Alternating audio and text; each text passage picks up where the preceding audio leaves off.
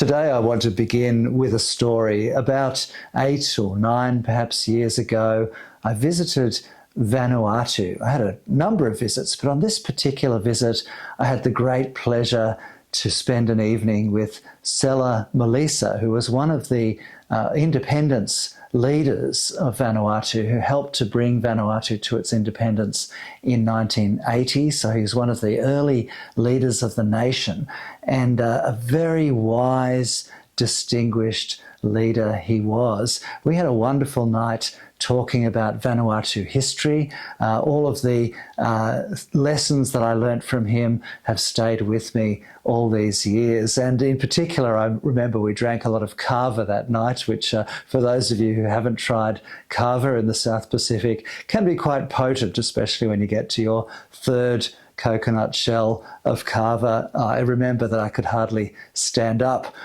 He was quite amused by that. The Aussie, of course, not quite coping with the local kava. But he told me stories about how the independent Vanuatu had come into being, the difficulties they'd had with the rebellion on Santo, one of the islands of Vanuatu, how he and some of the other leaders of the young nation had decided to stand firm against a movement to separate one island from their nation and to keep their nation together. He was very proud of what they had achieved, and he was proud of the fact that Vanuatu, since its independence in 1980, has been a non-aligned country, a country that has been friends to all. And of course that includes Australia, my home country, which is very close by, but it also includes other countries around the world as well. And the next day we went to Santo, which is the home island of Sela Malisa,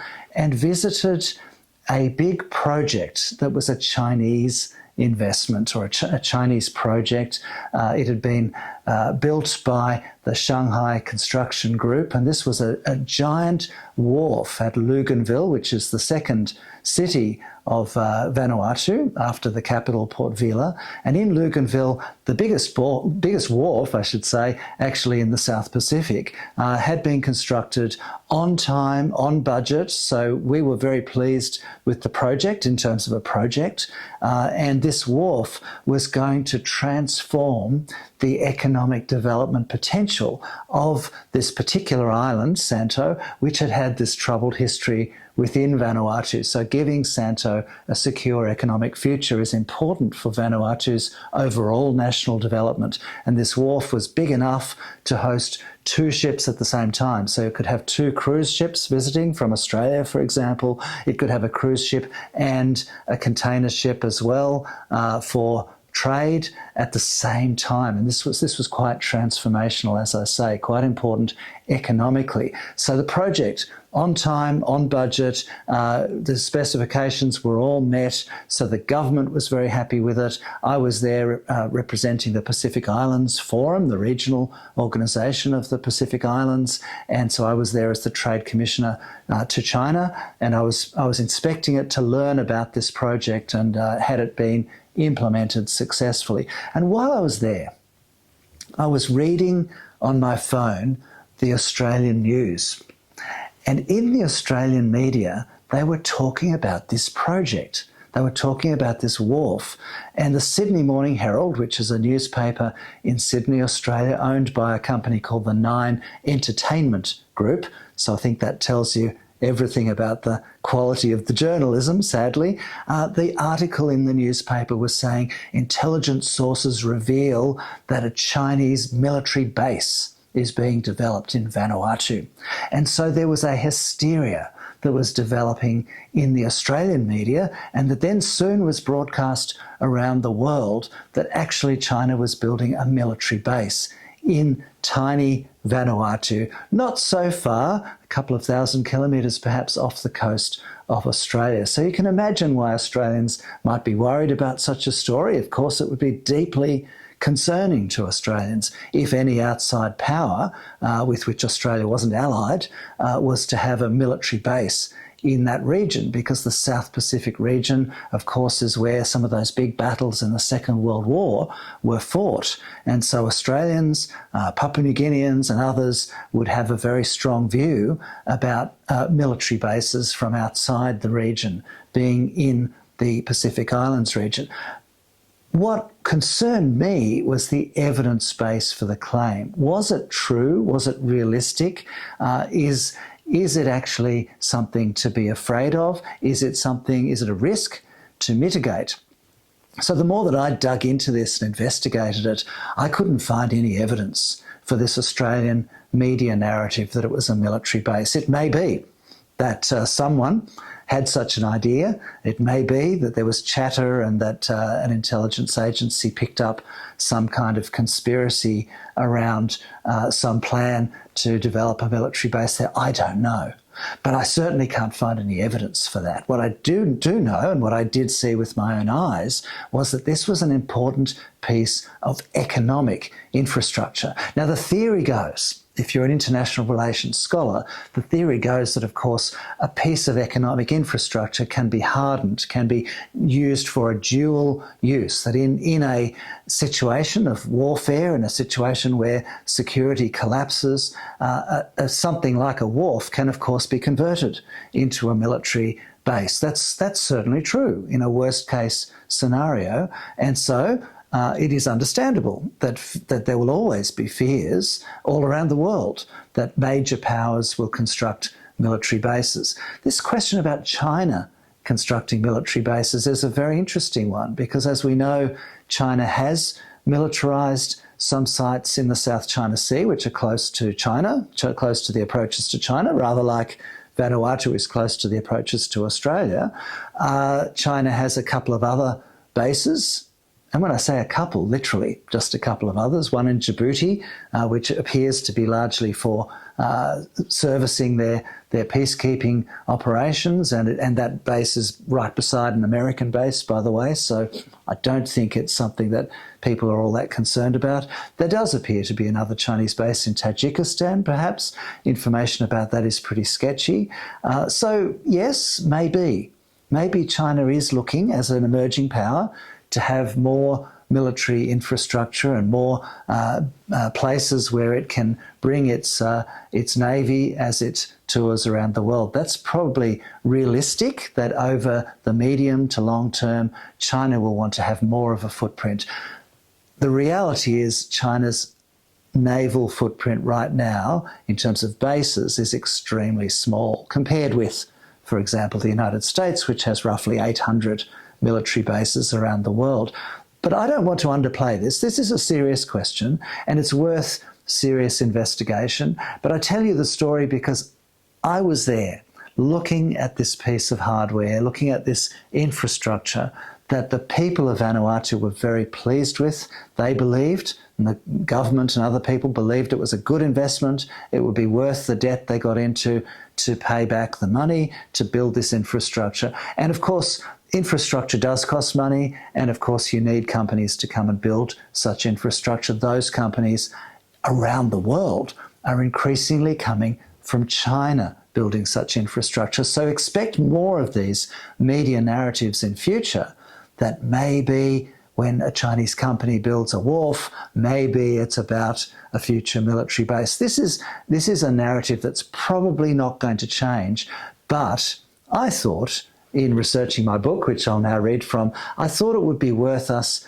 investigating what is really going on and understanding what are all of the different scenarios. Of course, in a worst-case scenario, that may be the case that something like a wharf gets converted into a military base. It might be more likely, dare I say it as an Aussie, it might be more likely that it would be Australia looking to have military bases in the South Pacific, and that would be controversial enough with countries that are proudly non-aligned, let alone a major power from outside the region coming and building military bases. So it is a topic that we should watch carefully. We should be looking for the evidence, and I think we should approach these things with an open mind. Yes, there are risks, but actually the worst case risks are only if things descend into conflict potential future warfare.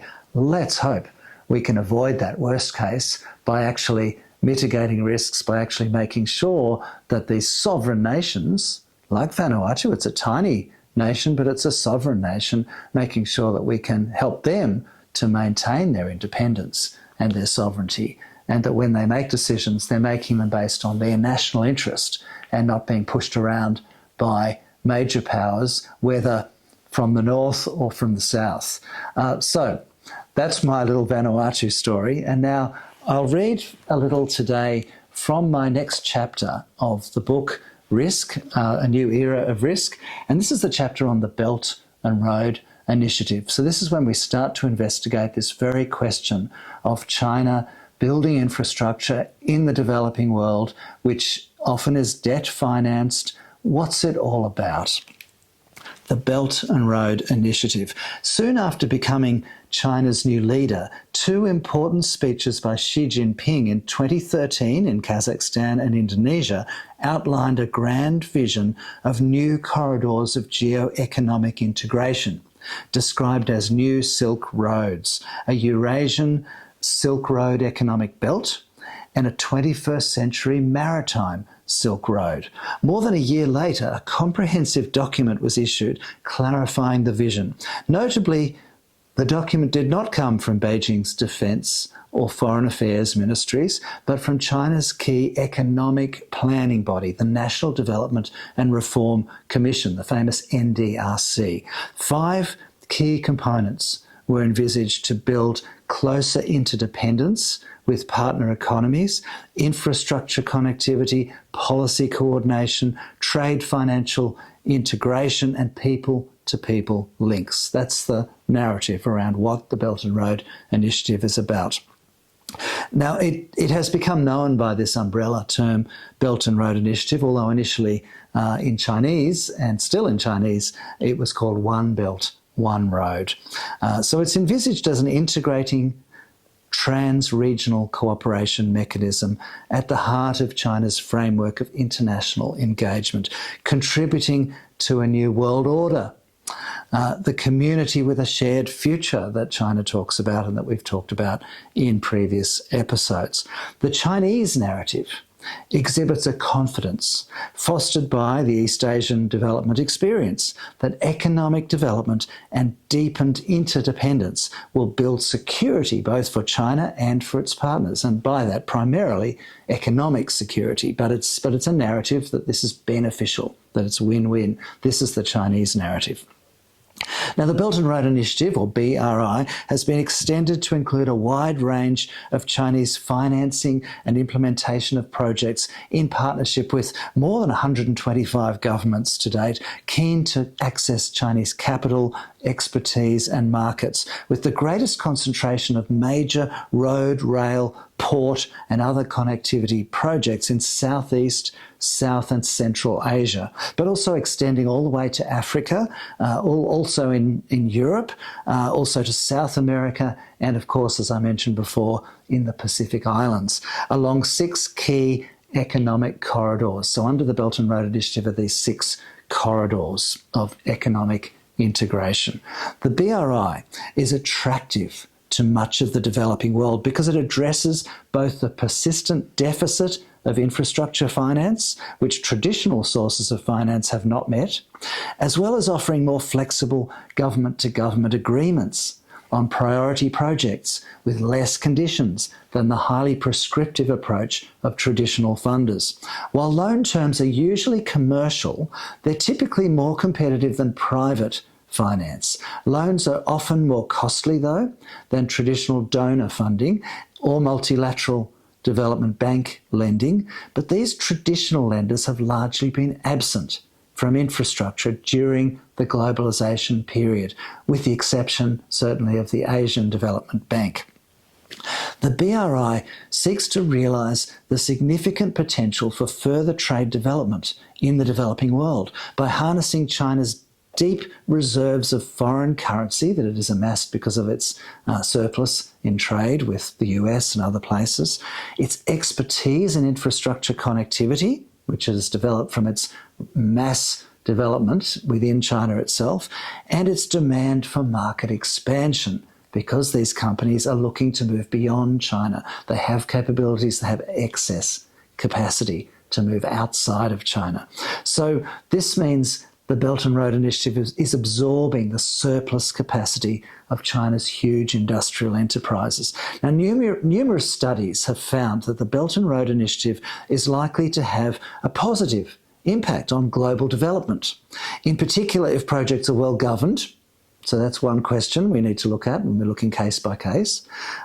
If they're implemented sustainably, and there again, we should be looking case by case, and if they create more efficient, resilient and interoperable connectivity. UN reports, other reports have found similar things as this general conclusion about the Belt and Road Initiative as positive economically. On a global level, the World Bank estimates that trade in the Belt and Road economic corridors is currently 30% below potential, and foreign direct investment is 70% below potential, with countries of East Asia most likely to benefit from the Belt and Road Initiative. The World Bank also notes benefits will be greater for countries engaged with the Belt and Road if they adopt transparency, expand trade, ensure debt sustainability, and mitigate environmental, social and corruption risks. So there are lots of ifs there. There are lots of conditions.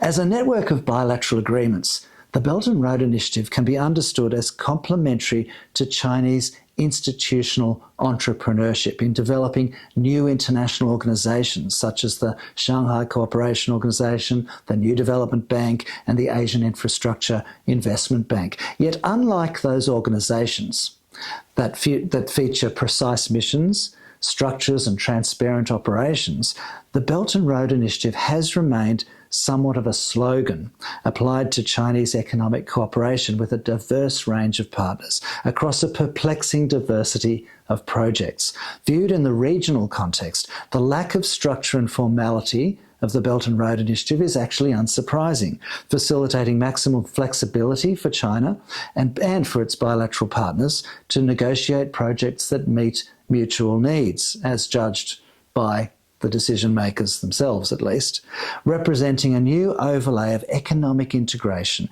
in a multiplex of global value chains linked to other major economies and therefore consistent with East Asian interdependence with the global economy. Western reactions, however, have been to interpret the Belt and Road Initiative as extending Chinese geo-economic power for primarily geopolitical ends, likely to strengthen asymmetric power for China, which may be applied coercively to dominate partners, extending even to weaponizing supply chains and militarizing infrastructure assets.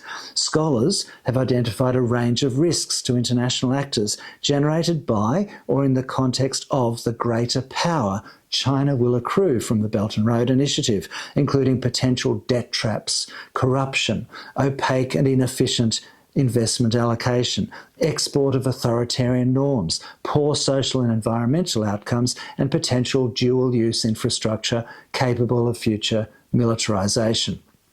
Alarm that China was deliberately setting debt traps for future potential seizure of assets was popularized by the first Trump administration, with Vice President Pence accusing China of using debt diplomacy to expand its influence globally, claiming in one commonly cited example that China was exerting pressure to deliver a Sri Lankan port directly into Chinese hands, which may soon become a forward military base for China's growing blue water navy, end quotes by Mike Pence. This was the narrative that emerged during the first Trump administration, that China's vision of a one belt, one road, of this new economic connectivity was actually all about expanding China's geopolitical power. And that's what was resonating in that Sydney Morning Herald article that I mentioned before about Vanuatu. That's been the narrative across the Western world. And I might add, when I mention my earlier Vanuatu story, when I travelled as far as Europe or America to go to conferences while I was doing the PhD that led to the research for this book, I heard people mention across the world, and China is building a military base in Vanuatu.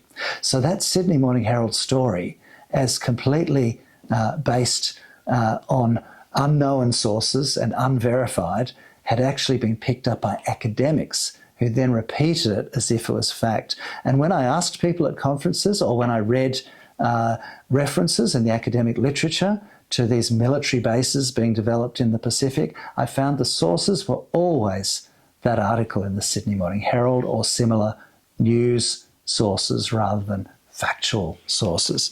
Now, there's more I'm going to say about the Belt and Road Initiative next time, but for now, thanks for joining me, and we will continue.